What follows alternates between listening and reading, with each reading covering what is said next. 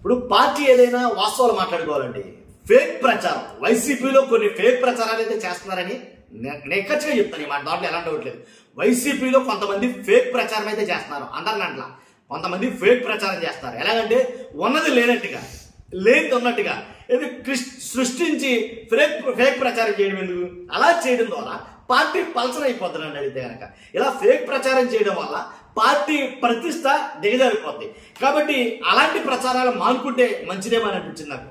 కాబట్టి ఈ పార్టీ ఏదైనా కానీ, పార్టీ ఏ పార్టీ అయినప్పటికీ ఖచ్చితంగా ఇలాంటి ప్రజలకి లేనిపోయిన వాస్తవాలు ఏంటో తెలియదు.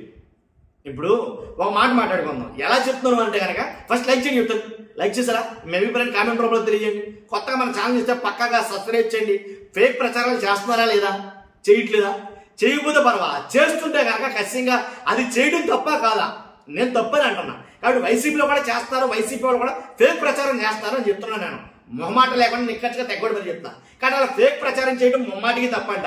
అది వైసీపీ వాళ్ళు చేసినా, టీడీపీ వాళ్ళు చేసినా, జనసేన వాళ్ళు చేసినా, ఎవరు చేసినా ఫేక్ ప్రచారం తప్పే. దానివల్ల ప్రజలకు చేరాల్సిన నిజం చేరదు, ప్రజలకు తెలియాల్సింది తెలియదు. కాబట్టి కొంతమంది కుప్పంలో హంద్రీనివా కాలువలో కృష్ణా నీళ్లు పారడం లేదని, ఎండిపోయాయని, నీళ్లు ఆపేశారని కొంతమంది ఫేక్ ప్రచారం చేశారు. ఆ ఫోటో అంటే కుప్పంలో హంద్రీనివా నీళ్లు ప్రవహిస్తున్న ఫోటో అంటే చంద్రబాబు నాయుడు గారు ఆరాధించినప్పుడు అది స్టార్ట్ చేసినప్పుడు నీళ్లు ఎలా ప్రవహించావో మనం అందరం చూసాం.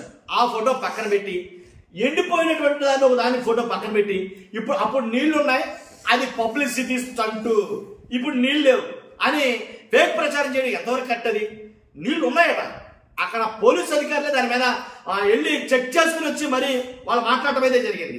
కాబట్టి ఇది ఎంతవరకు కరెక్ట్? అది ఇలాంటి ప్రచారాలు కరెక్ట్ కాదు, తప్పేనని అడిగితే. హంద్రీనివాలో కాలువలో నీళ్ళైతే ఉన్నాయి కానీ ఎండిపోయినట్టు చూపిస్తున్నారు చూస్తారు, అది ఫేక్ ప్రచారం. కాబట్టి ఇలాంటి ఫేక్ ప్రచారాన్ని వైసీపీ కూడా మానుకోవాలి. మానుకుంటేనే పార్టీ ప్రతిష్ట ఇరుముడిస్తుంది, మానుకోకపోతే పార్టీ ప్రతిష్ట దిగజారిపోతుంది.